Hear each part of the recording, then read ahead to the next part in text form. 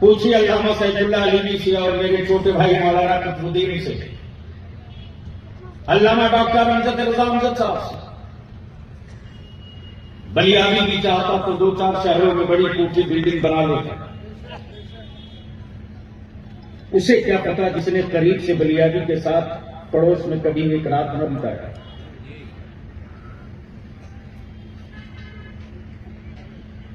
मैं तो आपसे पूछने खड़ा हूं, इसी झारखंड में हमारे 64 बच्चों की मौत लिंचिंग हुई, आप चुप रहे। कोई एक हो जो बोला हो। 2 दिन पहले अभी मध्य प्रदेश में हुकूमत बनते ही मुसलमान के मकान को बुलडोजर से ध्वस्त कर दिया गया और लड्डू बांट के कहा जा रहा है यही होगा। आप चुप रहे।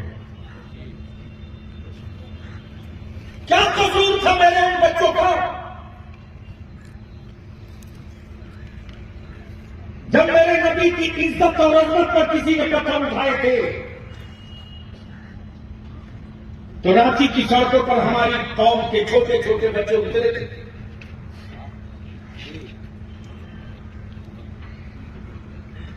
उनके हाथ में पत्थर नहीं था, उनके हाथ में खंजर नहीं था। मुफ्ती साहब कुल्ला उनके हाथ में कोई असलहा या हथियार नहीं था।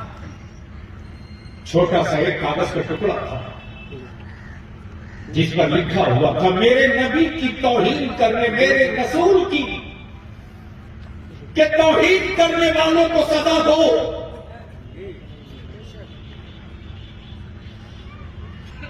हमारे बच्चों को पुलिस वालों ने बुलाया, आओ करीब आओ।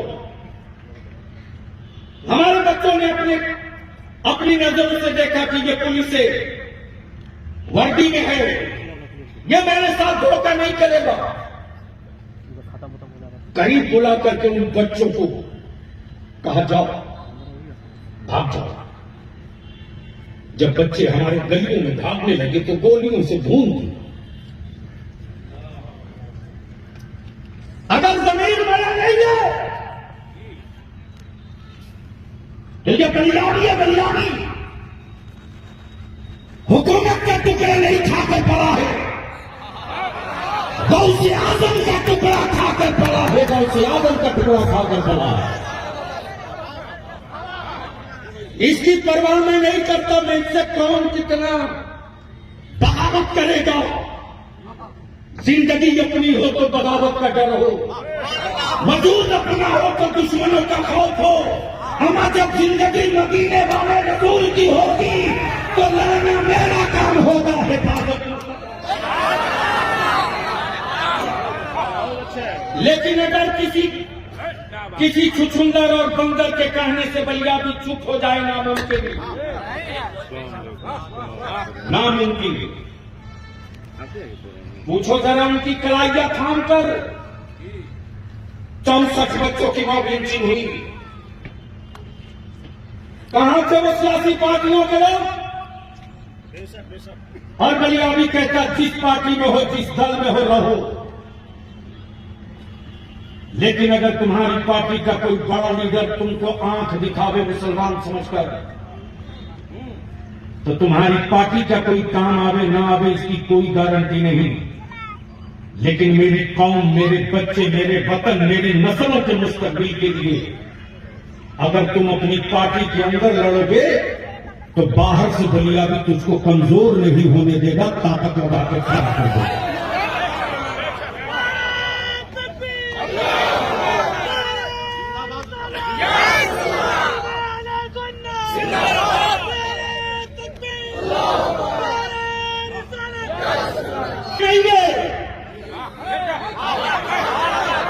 ये डीसी और ठेकेदारों के पैसे की लाई हुई भीड़ नहीं है, ये मुस्तफा के गुलामों का जत्था निकल गया है। इसलिए बलियावी कहता है चाहे झारखंड की हुकूमत हो या बिहार की हुकूमत हो या दिल्ली की हुकूमत हो, कान खोल सुन लो, 2 कानून तो 24 से पहले बनाना ही पड़ेगा। नहीं, 2 कानून तो बनाना ही पड़ेगा। अब अपने उलमा से मैं पूछ लूं, रसूलुल्लाह की इज्जत की हिफाजत के लिए कानून बनाने के वास्ते अगर जेल जाना पड़े तो डरेंगे कि चलेंगे? जोर से बोले, डरेंगे कि चलेंगे? अगर हथकड़ियां पहनाई जाएगी तो चूमेंगे कि झूमेंगे? इसलिए कि रसूलुल्लाह की इज्जत के लिए जानों की कुर्बानी देना सारे मौलवियों के मुकद्दर में नहीं, वो बरेली के इमाम अहमद रजा के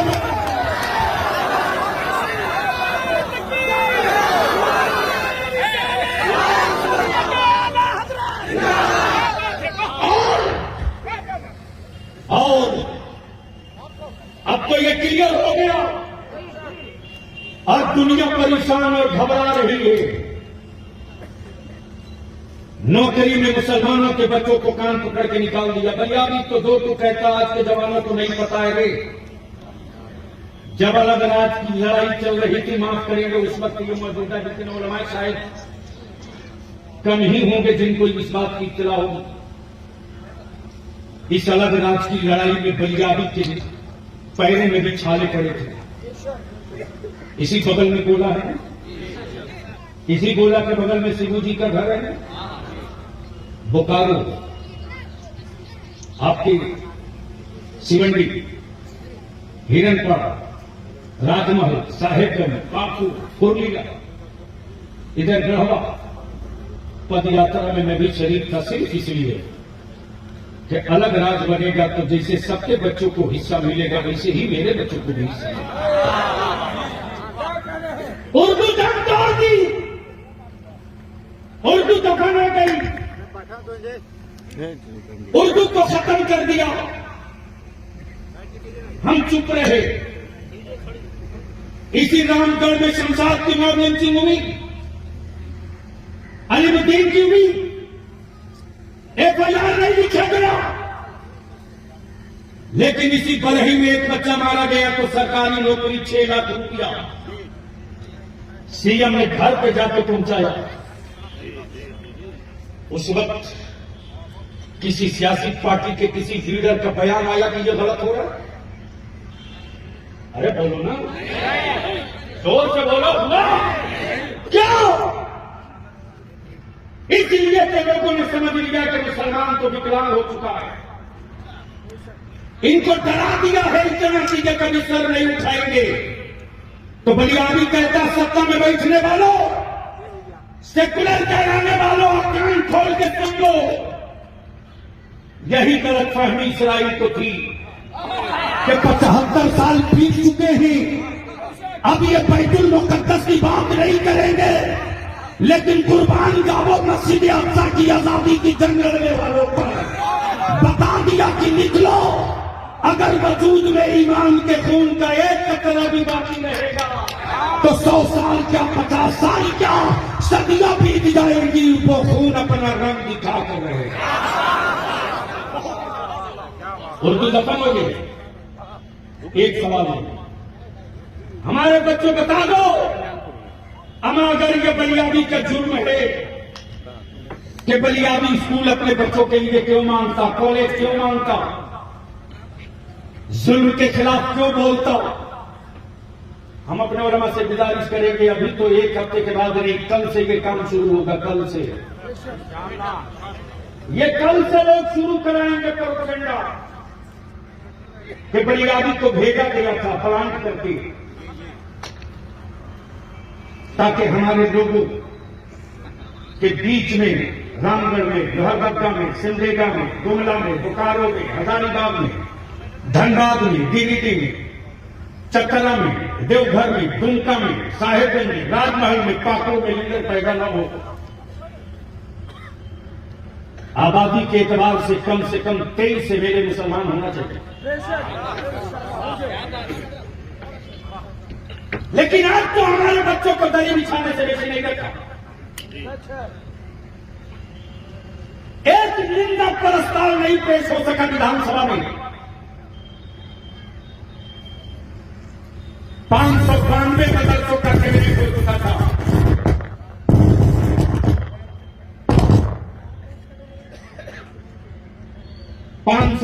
मदरसों का कैबिनेट हो चुका था। आज तक उन मदरसों की कोई इमदादी नहीं किया गया, और यह कह करके कि मदरसों की जमीन नहीं है। मैं कहता हूं हेमंत बाबू, अब तो किसी और की नहीं, अब तो सेकुलर कहलाने वालों की सरकार है। कानून बनाना तो आप लोगों का काम है। सदन में 2 लाइन का एक प्रस्ताव कैबिनेट में लाइए और 2 मिनट का प्रस्ताव लाकर लिख करके ऐलान कर दीजिए इसको हटाओ कि जिस मदरसे की जो हैसियत वर्तमान में मौजूद है उसी को मानते हुए, उसी को मानक मानते हुए उसको इमदादी बनाया जाए।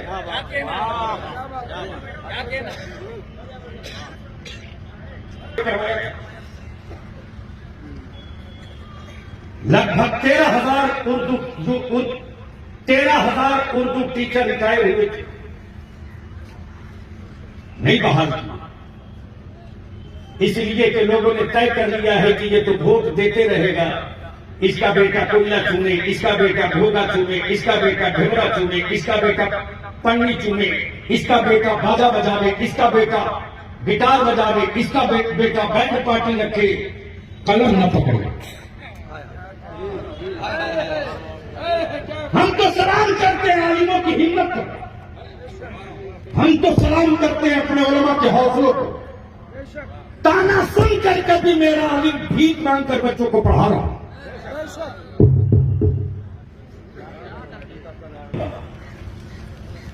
उस प्रस्ताव से सहमत हैं और आपको लगता है कि ये काम होना चाहिए, तो आप अपना दोनों हाथ उठाकर हिमायत दे करके, समर्थन दे करके तायीद कर दीजिएगा। और वाहिदुल बाबू, मौलाना हबीब आलम साहब, मौलाना अनवर मिसाइल साहब, मुफ्ती अब्दुल कुद्दूस साहब और इस तरह के जो इस तहरीक और इस कारवा के लोग हैं, कल डीसी से टाइम ले लेंगे, चश्मा, और डीसी से टाइम लेकर के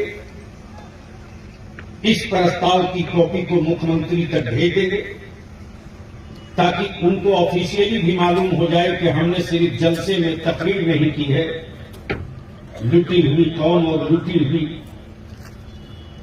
आबादी के हक और हिस्से का हमने तहरीरी तौर से डिमांड किया। लेकिन उससे पहले मैं चाहूंगा कि मजमे से लेकर स्टेज तक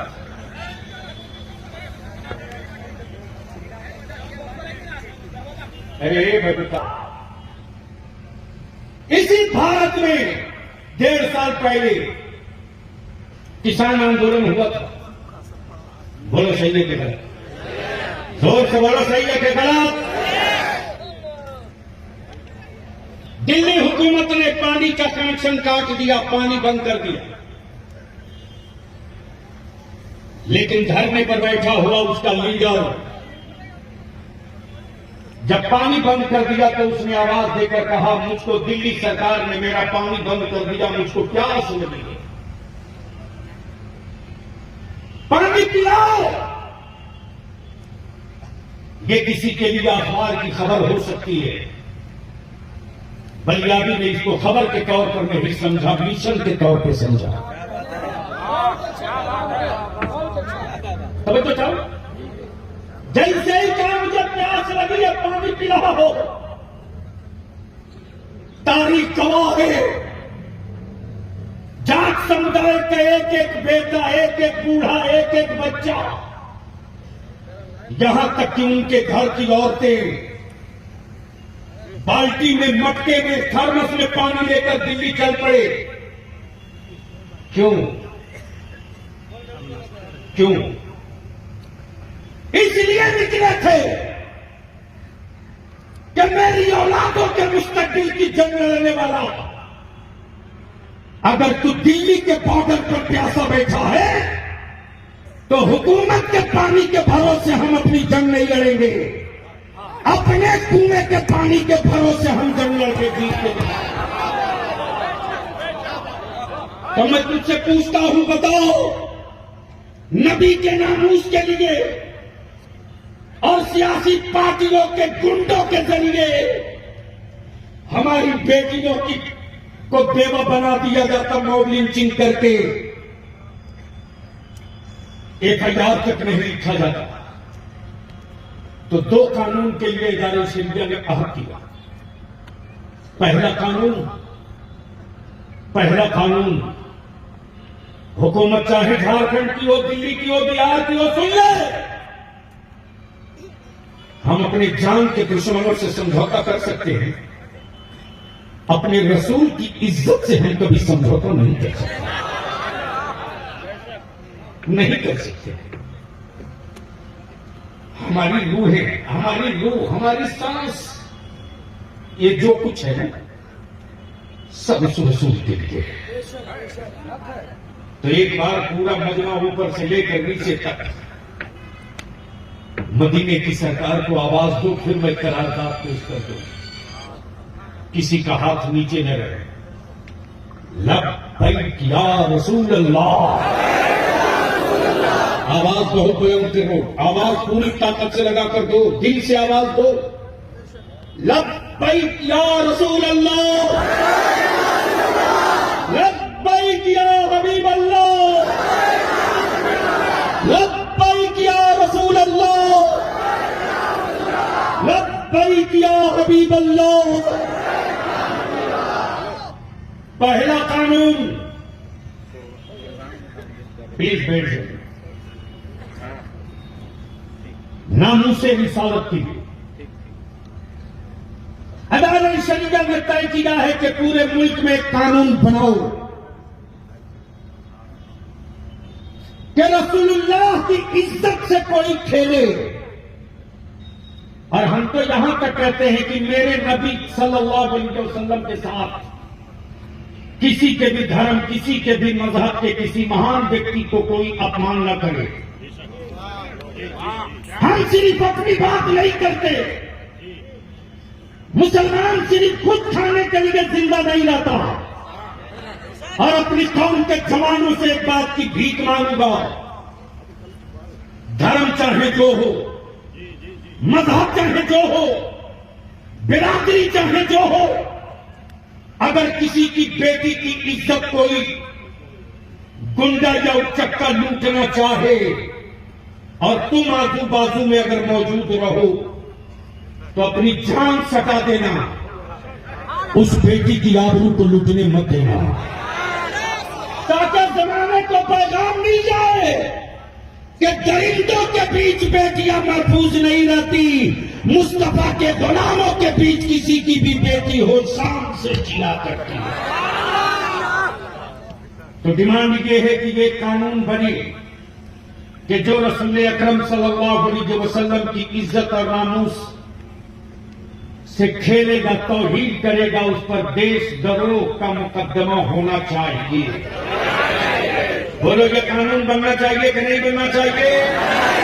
जोर से बोलो, बनना चाहिए कि नहीं बनना चाहिए? दूसरी बात, मॉब लिंचिंग। इसी भारत में हमारे दलित भाई, आदिवासी भाई रहते हैं। अरे बोलो ना, जोर से बोलो।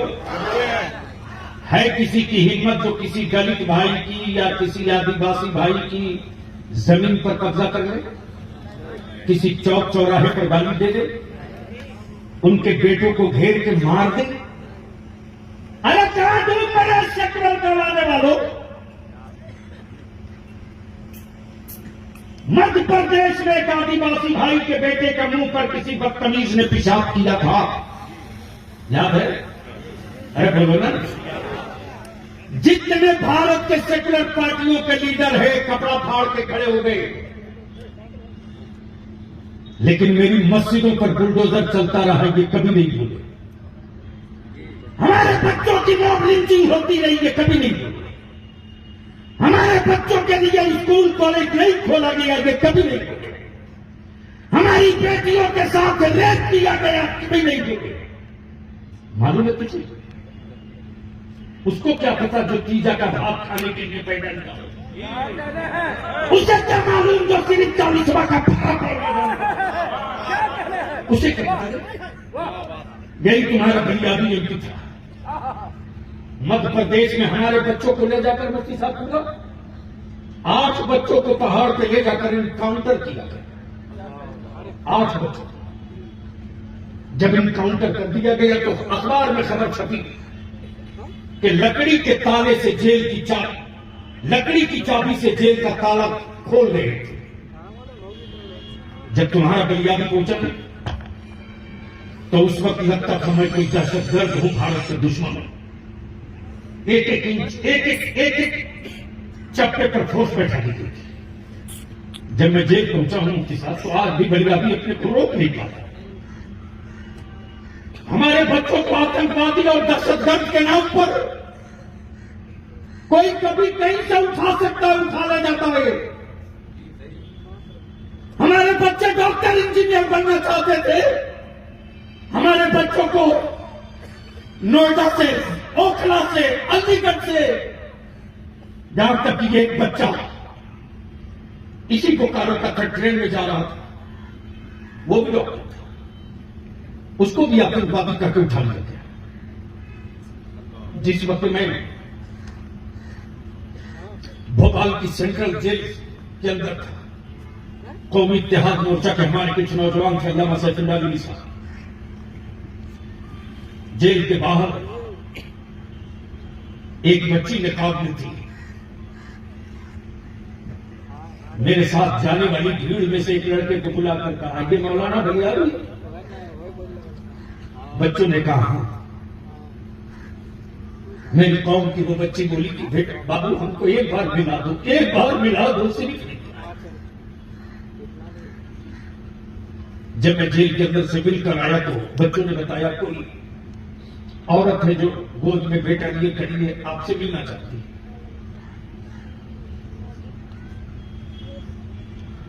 जब मैं करीब गया तो मैंने कहा बताओ क्या दिक्कत है बाबू? उसने जवाब दिया कि मैं तो आपको देखी नहीं थी, अखबार में पढ़ती थी, कभी कभी टीवी पर खबरों में देखती थी। हम आपसे एक सवाल का जवाब मांगने कर रहे हैं। ये मेरी गोद में मेरा बेटा है, 3 महीने का। मेरा शौहर आज करीब 1 साल से जेल में है। हम आपसे सिर्फ इतना पूछते हैं कि हमको बता दो कि मैं भीख मांग कर अपने बेटे की परवरिश करूं या भीख मांग कर अपने शौहर की रिहाई का मुकदमा लड़ूं?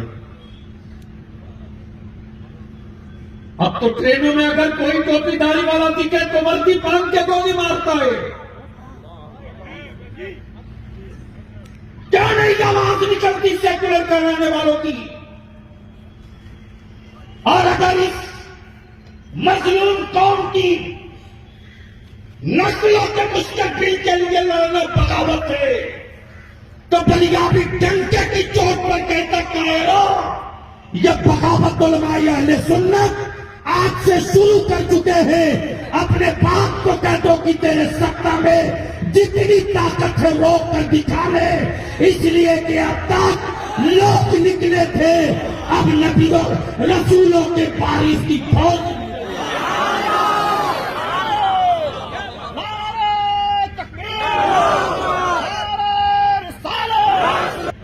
रजरप्पा हो पुकारो, हमारे बच्चे कोयला वाला चुनने के ढंग रह गए। इसलिए किसी भी सियासी पार्टी में आप हो रहो, लेकिन हिस्सा और हक की लड़ाई तो अब शुरू हो चुकी है।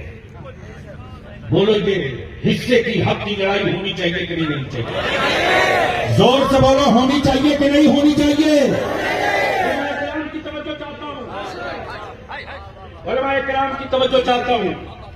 वही लोग हाथ उठाकर साथ हाथ उठाइएगा जिनके अंदर कांधे से कांधा लड़ने की हिम्मत हो और मुनाफिकत और चुगली का जज्बा हो तो आप जा सकते हैं। बलियाबी को मालूम है कि भाड़े की फौज से जंग नहीं लड़ी जाती, लेकिन 72 हुसैन का गुलाम मिल जाए तो पूरा मुल्क जीता जा सकता है।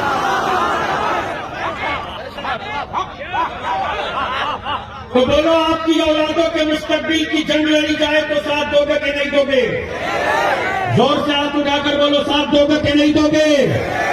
अपने बेटों के हक और हिस्सेदारी के लिए अगर रांची को जान करना पड़े, जोर से बोलो, जोर से बोलो। इसलिए बलियाबी कहता है, हेमंत बाबू 2 कानून बना दो। पहला कानून नबी के नामूस का और दूसरा कानून मॉब लिंचिंग के खिलाफ मुस्लिम सेफ्टी एक्ट का। जिस तरह दलित और आदिवासी भाइयों को जान की, माल की, इज्जत की, आबरू की हिफाजत के लिए दलित एक्ट बना है, भारत का मुसलमान अब दलित से बदतर हो चुका है। ये मैं नहीं कह रहा हूं, ये सच्चर कमीशन की रिपोर्ट बोल चुकी है।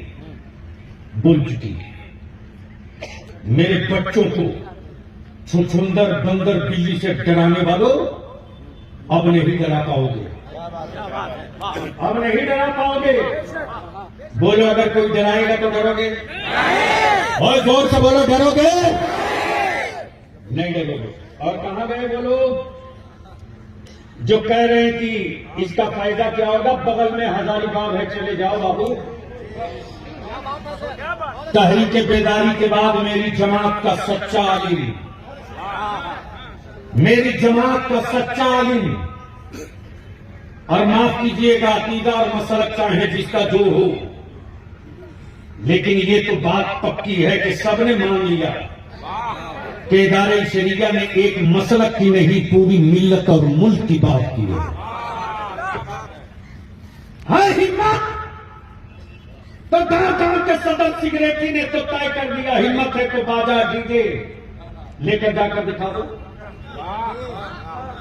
इसलिए मौलाना हबीब साहब का आज से शुरू, ये हमारे नौजवान आलिम अल्लामा सैयद कामरान साहब, ये हमारा नौजवान आलिम हजरत मौलाना इकबाल दानिश अपना कारोबार छोड़कर हमारे काजी शरीयत अल्लामा मुफ्ती अब्दुल जलील सादी और जगह जगह जफर हकीम साहब की और इदारे शरीयत के नायब काजी शरीयत मरकजी दफ्तर हजरत अल्लामा मुफ्ती गुलाम हुसैन सखाफी, गांव हर पंचायत हर गांव के सदर सेक्रेटरी ने लिखित तौर से तय कर लिया कि मेरे गांव में किसी बारात में डीजे बाजा नाच पटाखा नहीं होगा। बोले ये होना चाहिए? जोर से बोलो, होना चाहिए? जोर से बोलो, होना चाहिए? तो यहां रुक करके एक बात आखिरी अर्ज कर दूं कि दूसरा कानून दलित एक्ट की तरह उन्हीं धाराओं के साथ मुस्लिम सेफ्टी एक्ट बना दिया जाए। बोलो, ये बनना चाहिए कि नहीं बनना चाहिए? जोर से बोलो, बनना चाहिए कि नहीं बनना चाहिए? तो इस हक की लड़ाई के लिए अगर बलियाबी कह दे, हुकूमत ना माने, मैं जानता हूं कि मेरे बच्चों को डरा करके वोट मांग लिया जाता है, ले लिया जाता है। किसी भी पार्टी का हो, अगर वोट मांगने जाए तो गट्ठा पकड़ लेना और गट्ठा पकड़ के पूछना, मेरे गांव में बच्चियों का स्कूल क्यों नहीं बना, वोट मांगने क्यों आ गया? मेरे इलाके में कॉलेज क्यों नहीं बना, वोट मांगने क्यों आ गया? मेरे इलाके के स्कूल से उर्दू टीचर खत्म हो गया, तू क्यों आया? पहले स्कूल और उर्दू टीचर और मदरसों का काम करा ले, तब दोबारा गांव में दाखिल होना, वरना मत होना। बोलो, जो होना चाहिए कि नहीं होना चाहिए? जोर से बोलो, होना चाहिए कि नहीं होना चाहिए? तीसरा, आबादी के एतबार से इक़्तिदार में हिस्सेदारी। किसमें? इक़्तिदार समझे? नहीं समझे? हुकूमत में हिस्सेदारी। अब तो ये क्लियर हो जाएगा। और अल्हम्दुलिल्लाह बिहार में अल्लामा सैफुल्लाह अलवी साहब जो आपने नारा लगाया उलमा ने, जिसकी जितनी संख्या भारी उसकी उतनी हिस्सेदारी। तो अब पसीना उतर गया है बिहार हुकूमत को, और झारखंड में सिर्फ पसीना ही नहीं उतरेगा, ब्लड प्रेशर भी बढ़ जाएगा। वक्त से पहले जो दे रहा हूं उसको कर लीजिए। तो एक बार मेरे साथ बोलो, तुम्हारे बेटों को भी MP MLA में हिस्सेदारी मिलना चाहिए कि नहीं मिलना चाहिए? जोर से बोलो, मिलना चाहिए कि नहीं मिलना चाहिए? अगर इसी रामगढ़ से शब्बीर हसन उर्फ भेड़ा भाई मैदान में आ जाए, इजराइल अंसारी अगर आ जाए बोकारो से, मरहूम गुलाम मोइनुद्दीन अंसारी अगर आ जाए हजारीबाग से, कोई अब्दुल्ला अब्दुल करीम आ जाए, तो इन सेकुलर कहलाने वाली पार्टियों के नेताओं की बिरादरी का वोट मुसलमानों को नहीं मिलता। लेकिन उनको मालूम है कि किसी का वोट मिले न मिले, मुसलमान का वोट तो गारंटी है कि मिलेगा। लेकिन निकले हैं कि उलमा को माफ करना, नजराना लेने नहीं निकले हैं। मेरी कौम ने मेरे आलिमों को क्या नहीं दिया साहब? आज भी मेरे बच्चे मेरे आलिमों से इतनी मोहब्बत करते काजी साहब कि अगर मेरा आलिम चारपाई से नीचे उतरना चाहता है तो मेरे बच्चे जूती लेकर पैर के पास आते हैं। अगर मेरा आलिम खाने से पहले हाथ धोना चाहता है तो बच्चे बलदान लेके दौड़ जाते हैं। ये एहतराम, ये इज्जत पैसों से नहीं मिलेगा, ये सदका है मदीने के ताज का, ये खैरात है बरेली के इमाम अहमद रजा की। इसीलिए बड़ी जिम्मेदारी के साथ अर्ज कर रहा हूं, बिहार और झारखंड में मेरी आबादी के एतबार से हिस्सेदारी नहीं दी है मेरे बच्चों को। बलियादी को झारखंड से चुनाव नहीं लड़ना, माफ करना। ये मेरे काजी शरिया की जता मुफ्ती आजम की दुआ रईसुल कलम का असर है। तेरा बलियादी बिहार के जिस सीट पर उंगली रख दे, किसी की औकात नहीं है कि दोबारा वो अपनी उंगली डाल दे। मालूम